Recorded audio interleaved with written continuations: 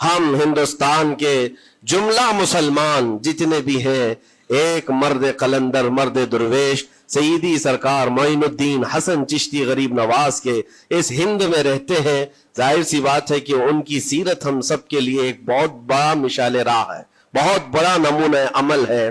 آپ کو پتا ہے غریب نواز کو ہند الولی کہا جاتا ہے، وجہ یہ ہے کہ ولی کا ہندوستان ہے، یہ نہیں ہے کہ ہندوستان کا ولی، بلکہ یہ پورا ہند ہی ولی کا ہے۔ دربار غریب نواز سے ہندوستان کو جوڑا گیا ہے، سلطان الہند بھی کہا گیا، سلطان الاولیاء بھی کہا گیا، لیکن جانتے ہیں ان کے آنے کا راستہ اتنا پیچیدہ تھا۔ وہ سن 583 کی بات تھی، 583 ہجری چل رہی تھی، جب آپ حرم کعبہ سے نکل کر مدینہ طیبہ جا رہے تھے۔ اس وقت آپ کی عمر تقریباً 45 سال کے آس پاس کی تھی، نہایت ہی عبادت گزار، تقوی شعار، 20 سال اپنے پیر و مرشد کی خدمت کر کے وہ حرم کعبہ میں پہنچے تھے۔ 20 سال کے بعد جب مسجد نبوی میں گئے تو عجیب سی کیفیت تھی، سلام کیا رسول پاک صلی اللہ علیہ وسلم کے دربار میں، تو جواب قبر انور سے آیا، وعلیک السلام یا معین الدین شیخ البر والبحر، اے معین الدین تجھ پر میری سلامتی ہو، اللہ کی سلامتی ہو، جو خشکیوں کا بھی اور تریوں کا بھی تجھے امام بنایا گیا ہے۔ اور آواز یہ نبی کریم صلی اللہ تعالی علیہ وسلم کے دربار سے سننے والی آواز تھی۔ آپ گھبرائے تھے، تھوڑا سا سراسینگی تھی، یہ ہندوستان کی طرف اشارہ کر کے میرے آقا صلی اللہ تعالی علیہ وسلم نے فرمایا تھا کہ تجھے ہند کی ولایت دی جاتی ہے۔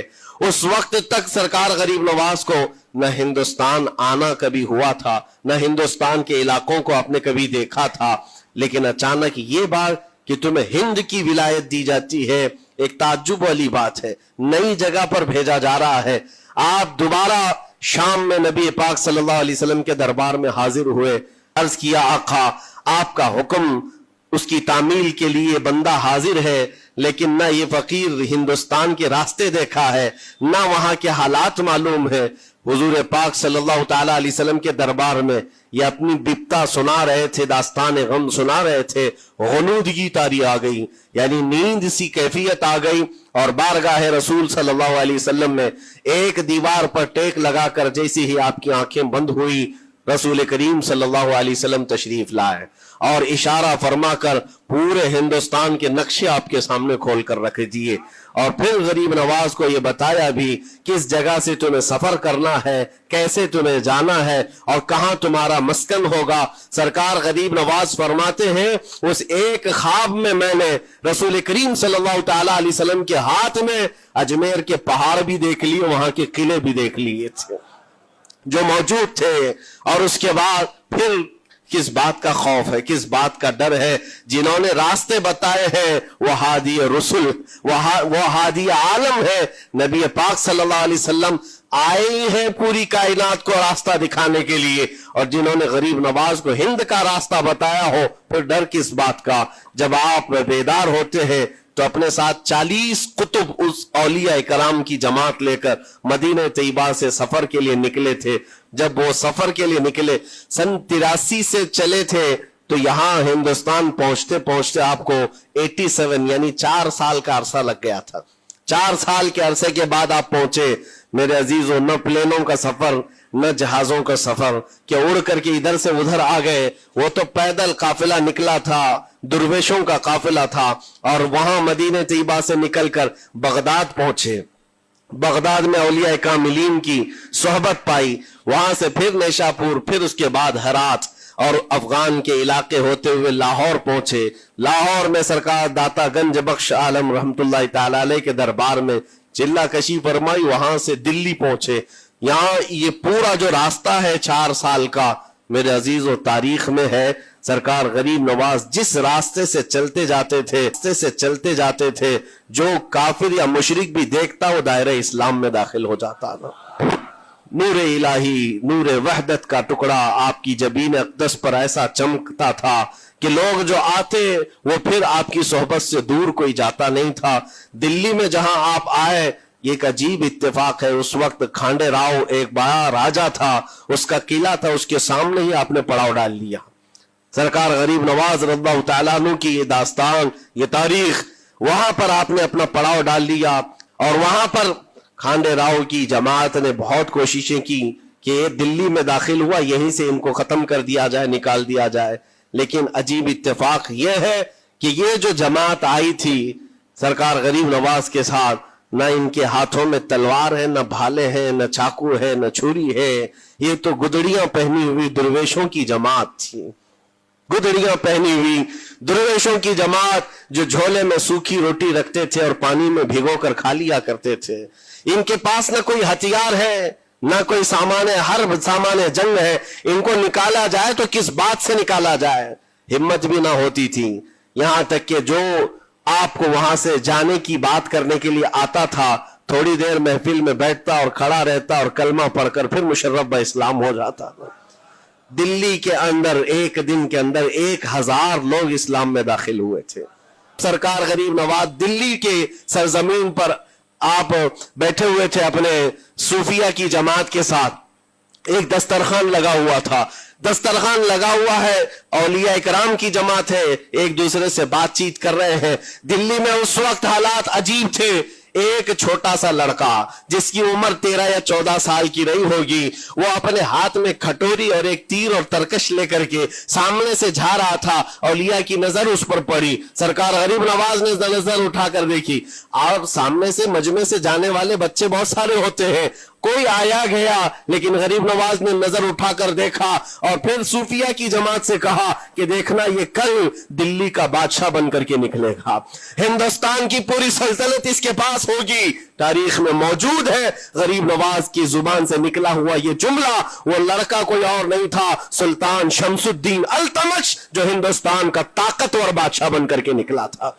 हाँ, वो जिसको चाहे नवाज दे और जिसको चाहे उठा दे। अजीजा ने गिरामी वक़ार, सरकार गरीब नवाज का फैलाया हुआ ये चिराग कभी फूंक के फूंकों से बुझाया तो नहीं बुझाया जा सकता। आप दिल्ली की सरजमीन से जब अजमेर मोहल्ला पहुंचे थे, ये तकरीबन 7 महीने का सफर था गालिबन। इस सफर के दौरान कई हजार लोग इस्लाम में दाखिल हुए थे, और आपको उसके बाद की तारीखी हालात मालूम है। जादूगरों ने मुकाबला किया, राजाओं महाराजाओं ने, बादशाहों ने मुकाबला किया, और फौज ने मुकाबला किया, न जाने कितने लोग। एक बार तो ऐसा हुआ कि अन्ना सागर के उस पहाड़ी पर आप जिक्र में मशगूल थे, राजे ने कई मर्तबा ये सोचा कि इनको मार करके या किसी तरह से भगाए, लेकिन जब नहीं हुआ तो राजा से किसी ने कहा ये मंत्र वाला कोई फकीर है, इसका तोड़ मंत्र वाले से ही होगा। तो उस वक्त जो बहुत बड़ा उनका एक मंत्र जाप करने वाला पुजारी था, उस वक्त उसको उस तारीख में उसका नाम रामदेव बताया गया है, ये वाला नहीं है, उस जमाने का था। और उसको राजा ने जाकर कहा, वो कभी किसी से मुकाबले के लिए आया नहीं था, उसने हामी भर ली कि हाँ ठीक है, मैं जाऊंगा, देखता हूं कौन फकीर आया है हमारी इस धरती पर, और मैं जाप करूंगा, अगर जादू है तो जादू से मैं काट दूंगा। उसने तकरीबन अपने साथ 400 या 500 पुजारियों को लिया, और जब वो आया तो सरकार गरीब नवाज के साथ दो खादिम बैठे हुए थे। कहा कि हुजूर, बहुत बड़ा मसला है, पुजारियों का जादू हम पर हमला आवर है, उनका जादूगर हमला आवर है, और मुकाबले के लिए वो लोग मैदान के करीब आ चुके, पहाड़ के नीचे हैं, आप अपने चिल्लागाह से उठते हैं जहां पर आप इबादत कर रहे थे। कहा ठीक है, हम जाते हैं। और उसके बाद सरकार गरीब नवाज ने कहला भेजा अपने खादिम से, कहो कि वो अपना मंत्र पढ़े, हम अपना मंत्र पढ़े। अब जब वो पंडित ने, पुजारी ने देखे बगैर अपने सारे पुजारियों से कहा कि जैसे ही वो दुर्वेश आएगा, वो फकीर आएगा, हमारा ये मंत्र है, ये पढ़ना, वो आग में भस्म हो जाएगा, दुनिया देखेगी। सबों ने कहा ठीक है, लेकिन अभी किसी ने देखा नहीं था। लेकिन जैसे ही वो अपनी झोपड़ी से ये मर्द कलंदर जलवे रसूल लेकर के निकला था, जमाल रसूल लेकर निकला था। बेटा है किसका? हसन और हुसैन का बेटा है, फातिमा जहरा का बेटा है। जैसे ही बाहर आए, वो मंत्र जो सिखाया गया था सबके करीब करीब आए। 400 लोगों ने वो गरीब नवाज की पेशानी को देखकर मंत्र पढ़ना शुरू किया। और मंत्र क्या था? उनकी जुबान से ला इलाहा इल्लल्लाह, ला इलाहा इल्लल्लाह, ला इलाहा इल्लल्लाह। लोगों ने कहा ये इधर कैसे आ गया कलमा? और जाकर उस रामदेव से कहा गया, उसने कहा कि ये 400 के 400 लोग तो कोई और ही कलमा पढ़ रहे हैं, कोई और ही कलमा पढ़ रहे हैं। वो उतर करके आया हाथी के कजावे से नीचे और सरकार गरीब नवाज को देखा तो उसने कहा ये झूठ नहीं कह रहे, मैं भी वही पढ़ता हूं जो ये पढ़ रहे हैं। आपको तारीख में पता हो कि इसका नाम सरकार गरीब नवाज ने शादी देव रखा और अपने मुरीदीन में शामिल फरमाया और जिंदगी भर सरकार गरीब नवाज के खुलफा में और आपके खादिमों में शामिल रहा। ये तलवार से और चाकू भाले नेज़े से नहीं किया गया था, वो नूरे मुस्तफा की जलवागरी थी। जहां नजर उठाया वहां के दिलों की कालक को दूर करके उनके दिलों को भी रोशन फरमा दिया था। आज हम भी यही तमन्ना करते हैं, अजमेर इसीलिए जाते हैं कि एक नजर हम गरीबों पर पड़ जाए और दिल का कालक और दिल की कालक निकल जाए और फिर दिल चमकने लग जाए, क्योंकि अल्लाह के वलियों की नजर जहां पड़ती है वो जगह भी रोशन और ताबनाक हो जाया करती है। आखिर दावाना अनिल हम्दुलिल्लाहि रब्बिल आलमीन। अस्सलामु अलैकुम।